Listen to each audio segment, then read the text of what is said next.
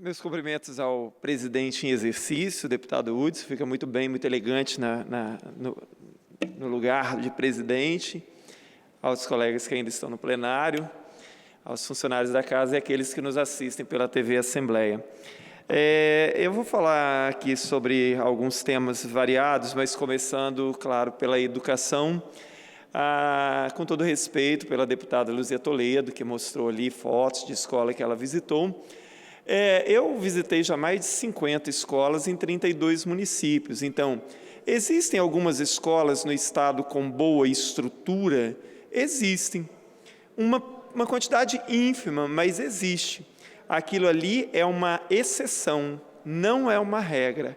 A regra são escolas sem acessibilidade, sem mobília adequada, sem internet, muitas vezes sem biblioteca, sem quadra coberta. Essas são as regras. Essa é a regra, né, do Estado. Também ali ela mostrou uma professora de Cachoeiro que foi selecionada pelo projeto Escola Viva.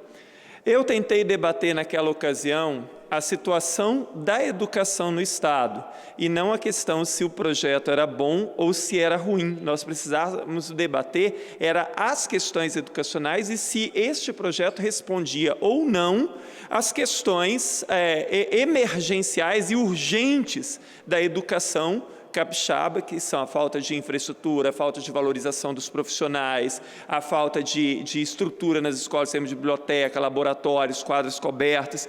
Isso precisava ser respondido e não foi, nem na ocasião, e não foi até agora.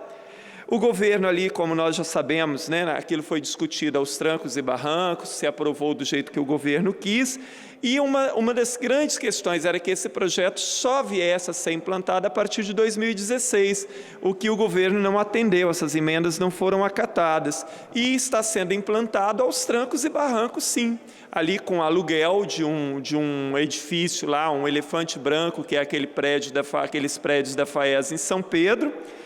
E está se notando agora que o governo está tendo uma dificuldade muito grande de selecionar tanto professores quanto alunos. O número de professores que se inscreveu para o processo seletivo foi baixíssimo. Em algumas áreas, como química, física, o número foi muito baixo. Há, inclusive, pessoas dizendo que em algumas áreas só 2 ou 3 professores se inscreveram. Isso por quê? Porque é um projeto que não foi bem construído junto à comunidade escolar. Além disso, grande parte dos professores, e o Estado tem professores altamente gabaritados, eles têm 2 cadeiras, às vezes 2 cadeiras no Estado, ou uma no Estado, outra na Prefeitura. Então, o sujeito não pode largar uma cadeira para assumir um contrato ali de 40 horas com o Estado. Ninguém fará isso, ninguém trocará o seguro pelo inseguro, pelo incerto, né? Então, ali pela lógica, o Estado deveria, então, ter fechado em 50 horas de trabalho, de tal forma que um sujeito que tivesse 2 cadeiras no Estado, ele pudesse concorrer e ficar 50 horas à disposição ali naquele espaço. Dessa forma, não vai haver mesmo.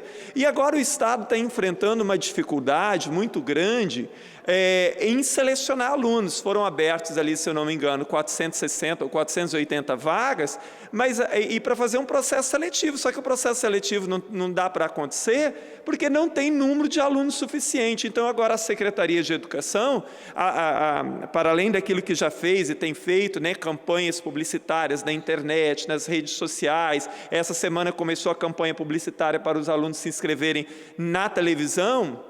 Agora também a Secretaria tem ido às escolas, quase que implorando os alunos e os seus pais para se inscreverem no processo.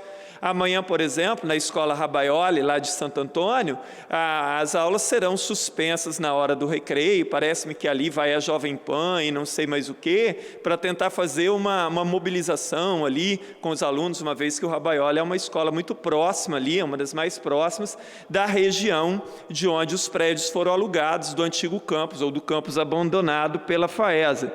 E todos esses atropelos, agora, essa dificuldade que o governo está tendo, inclusive para que alunos se inscrevam, se deve justamente àquilo que tanto nós falamos, que esse projeto precisava ser mais debatido, que precisava chamar a comunidade escolar, para que tudo fosse muito bem explicado, para que o governo assumisse determinados compromissos, sob pena de estar acontecendo o que está acontecendo. Se alugou um elefante branco lá, que ninguém queria, né, o prédio da FAESA.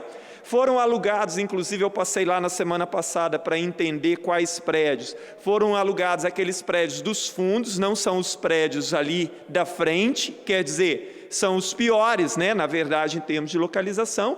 Aquele campus não é bem localizado, no sentido de que uma pessoa, por exemplo, um aluno que mora na região aqui de Goiabeiras, por exemplo, ou aqui da região da grande Maruípe e tal, para ir para São Pedro, aquilo ali é complicado. E é uma região que, se não tiver um sistema de segurança efetivo, também é uma questão muito complicada. Então, continuam muitas coisas que precisam ser explicadas nisso tudo ainda e que não estão claras. Inclusive, o próprio aluguel, como esse aluguel se deu ali na FAESA, que contrato foi feito, como o Espírito Santo em Ação está entrando nesse processo, tudo isso ainda, de certa forma, é meio que obscuro, né?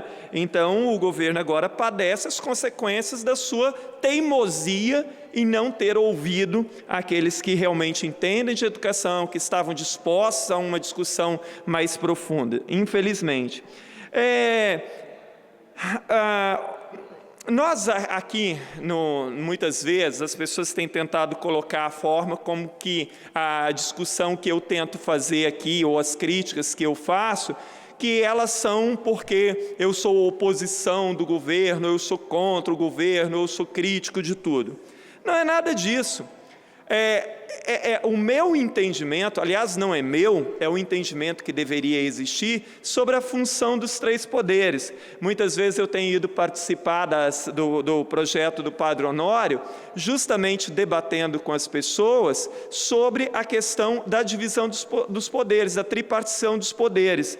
Então, eu já tenho dito, mais de uma vez, o deputado Enivaldo dos Anjos também disse isso aqui, é importante que a gente entenda quais são as funções de cada um dos poderes.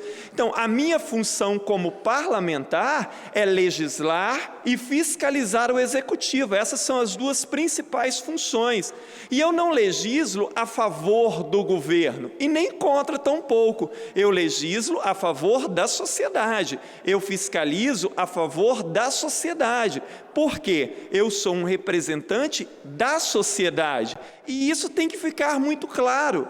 A divisão dos poderes no Brasil hoje existe tanto em nível federal quanto nos estados, nos municípios, está se confundindo equilíbrio e harmonia com subserviência, às vezes até com certo compadrio, e por que não dizer muitas vezes uma certa promiscuidade entre os poderes legislativo, judiciário e executivo.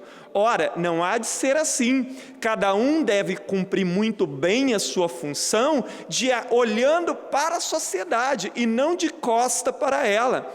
Nós não podemos, de forma nenhuma, poder nenhum pode ficar ali legislando ou trabalhando muito mais em função de interesses partidários, de interesses grupais, de interesses corporativistas, sem ouvir, sem entender o que a sociedade está clamando, o que a sociedade necessita, porque, afinal de contas, os poderes existem em função da sociedade, eles não existem em função deles próprios.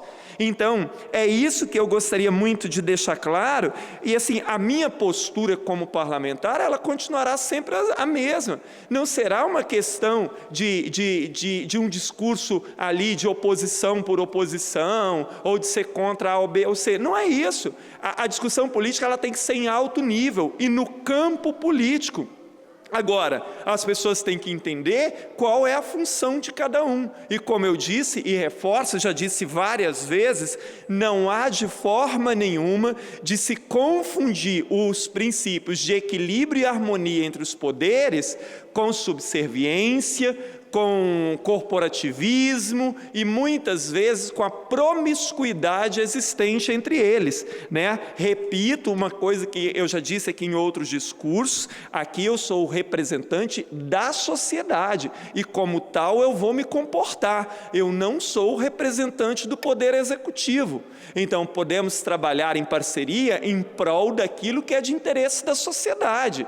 Agora, aquilo que não é de interesse da sociedade e aquilo que não traz benefício para a sociedade, nós não temos a mínima condição de apoiar. E mesmo aquilo que é de interesse da sociedade precisa ser amplamente debatido, sob pena de que aquilo que parece que é bom seja pior do que aquilo que já aí está. Muito obrigado, senhor presidente.